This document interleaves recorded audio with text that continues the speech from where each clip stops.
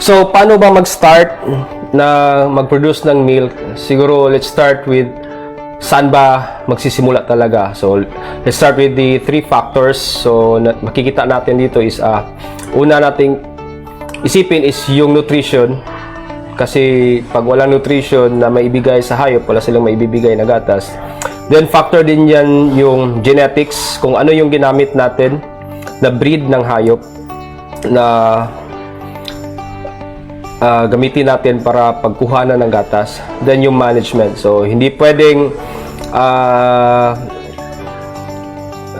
maganda yung management mo, pangit yung genetics mo, pangit yung nutrition mo, so pangit din ang kalabasan. It should be yung tatlo sabay-sabay sila para magkaroon ka ng productive, no, na milk production. So let's start with the nutrition. So una, pag sinabi kasing nutrition, meron diyang nakalagay na palatability. Pag nagpapakain kasi tayo ng hayop, hindi pwedeng magpapakain ka lang, tapos kung ano lang yung kinuha natin na damo, bigay mo sa hayop, tapos yun na yun. No? So, hindi pwedeng ganun. It should be pag nagbibigay tayo ng pagkain ng hayop, especially sa goats natin, is more on yung mga nutritious na mga damo. Now, let's give you an example. Meron tayong 3 kinds of pagkain ng kambing. We have the legumes and the non-legumes. Pag sinabi mong leguminous plants, so ito yung mga protein source na mga halaman, tulad ng Madre de Agua, ipil-ipil, Indigofera, Rinsuni, Clementia, yun yung mga examples ng mga leguminous plants. Pag sinabi namang non-legumes, like let's say, yun yung mga high protein din, like Madre de Agua and mulberry. Then we have the grasses, no, like the Napier, the Guatemala grass, and many kinds of grasses, no. So yung mga ganun, pag alam natin yung mga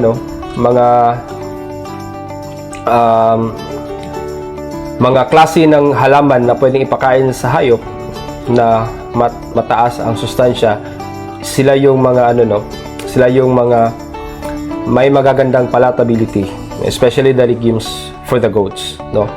So yun, isa yun sa i-consider natin. Hindi pwedeng magbigay ka ng ano bang hindi palatable, like hagonoy, like spear grass o yung kugon. Hindi pwedeng ibigay sa kambing yun, walang sustansya yun, o hindi kinakain ng kambing yun, no.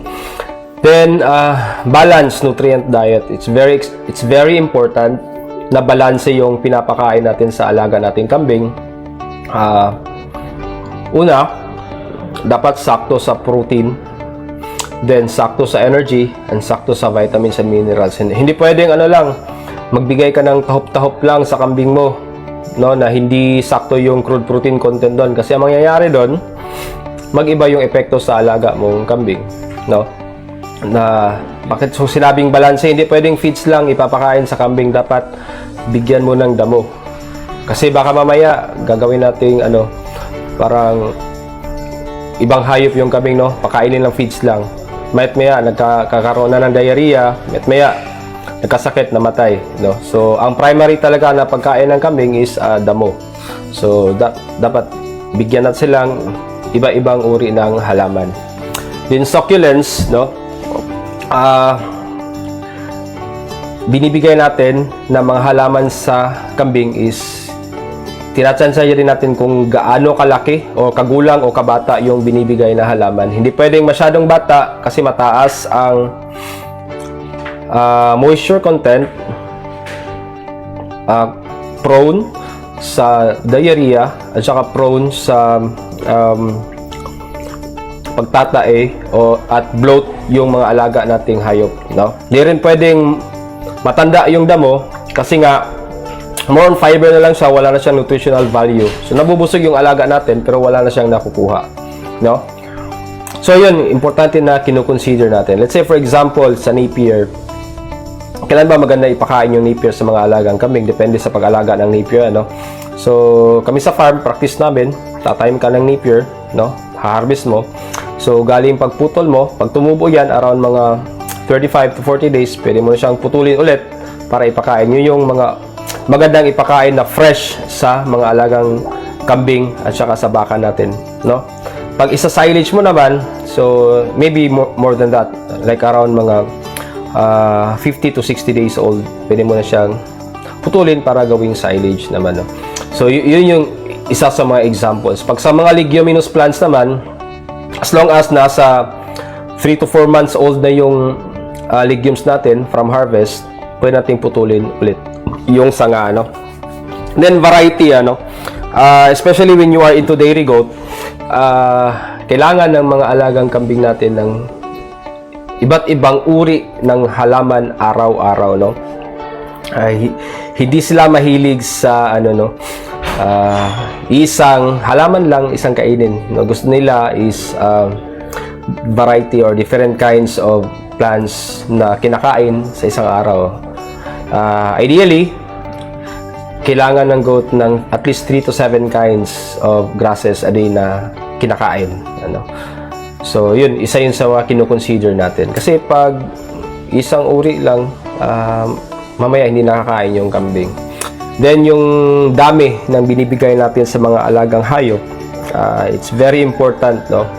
Na alam din natin kasi minsan pag sobrang dami o kulang yung pinapakain, hindi natin nabibigay yung kailangan na pagkain, no, ng mga alagang hayop natin, no? So may it be for the goats, for the cattle, or for the carabaos, no? Then yun, importante yun. So paano natin nako-compute yung dami ng kinakain ng hayop natin is ang inaano natin is ano yung mga maintenance ng hayop is una 10% ng kanilang body weight. Yun yung dapat kinakain ng isang hayop sa isang araw. Maintenance lang yun, no? Kung gusto mo may production, so it should be more than that. So let's say for example, yung alaga mong kambing is tumitimbang ng around mga 30 kilos multiplied by 10%, that is around 3 kilos of forage plant dapat niyang makain sa isang araw, no? Then economics, no? So paano ba natin may balanse yung pag-aalaga ng hayop at saka yung kabuhayan natin, no? Hindi pwede kasing bumibili ka ng pagkain tapos wala namang bumabalik sa'yo, no? Bibili ka ng feeds, bigay mo sa kambing, tapos wala siyang binibigay na gatas sa'yo.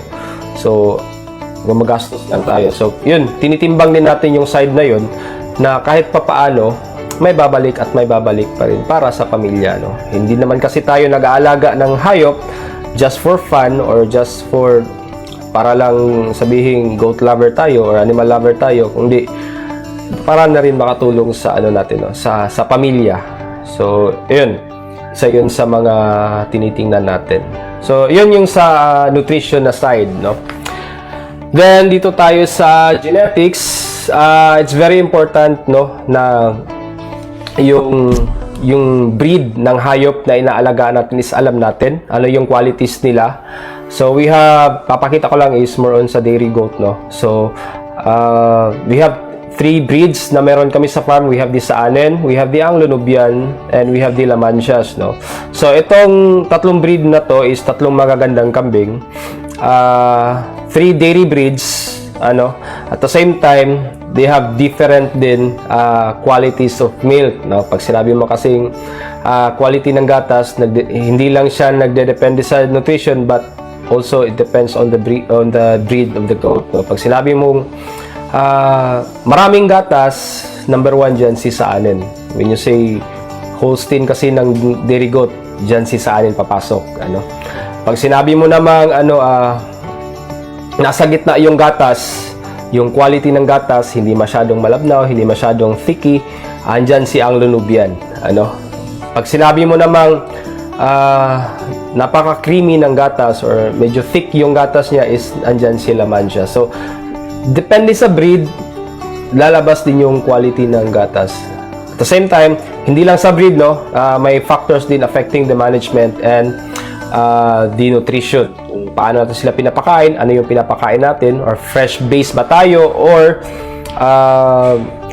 naka-silage base ba tayo, or naka-concentrate tayo. Depende kung ano yung practice natin sa farm. But basically, isa sa naka-apekto sa quality ng goats natin is yung breed nila. So yun. Then we also have the management. It's very important. na mapag-usapan ng management natin sa mga dairy animals natin. Unang-una, papasok dyan yung health program. Pagka pangit yung health program management natin, hindi tayo on time nagbibigay ng vitamins, hindi on time nagbibigay ng dewormers, baka mamaya hindi tayo makapag-produce ng milk or walang capacity yung hayop mag-produce ng gatas kasi nga mayroon siyang problema, nagkasakit, namatay o ano pa bang mga problema, no? Once din kasi pag nagkamali ka sa health program mo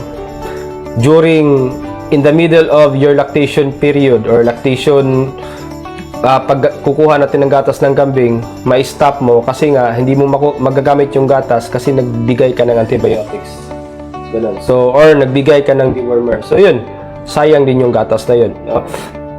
Then, sanitation is very important kasi nga, pag hindi maganda ang sanitation sa farm, napaka-prone sa mastitis ng mga alagang hayop natin.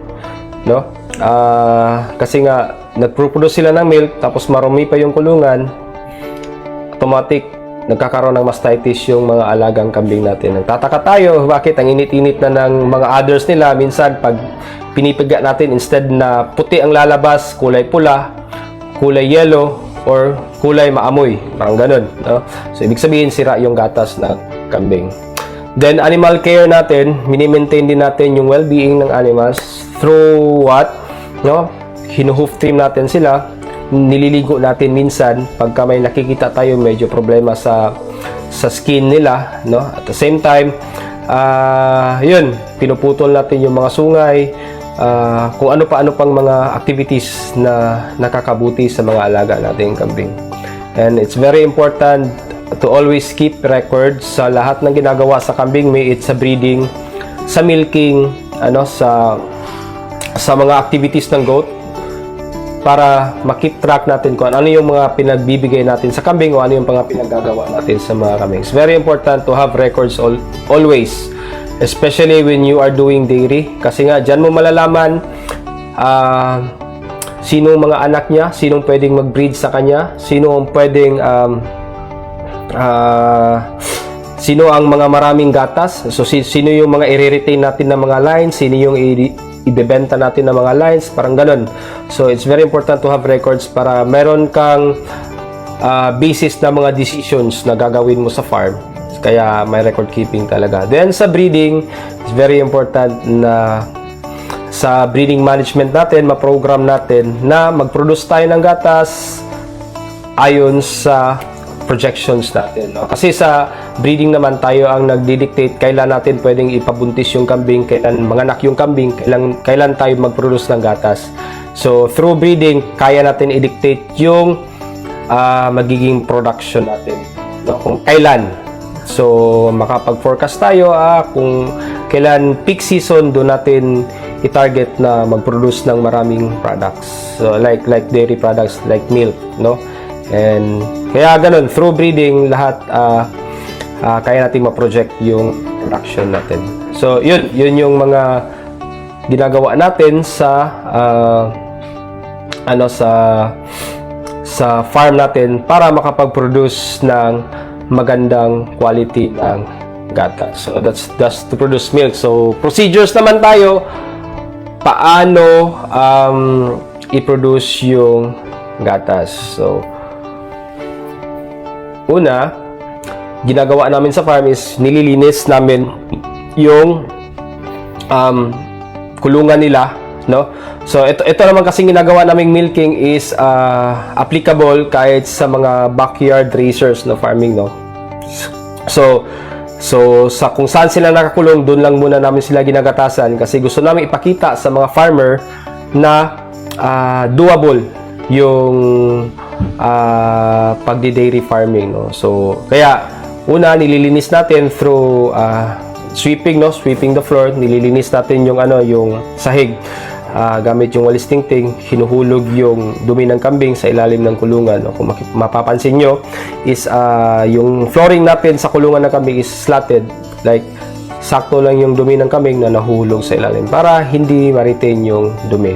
Then meron din tayong naka-integrate na headlocks sa kulungan ng kambing, kaya kahit anong gawing management natin, pwede natin gawin like mag-milking tayo, mag-medication tayo, mag-deworming. So, kahit isang tao, as long as naka-headlock lahat, kayang gawin, no?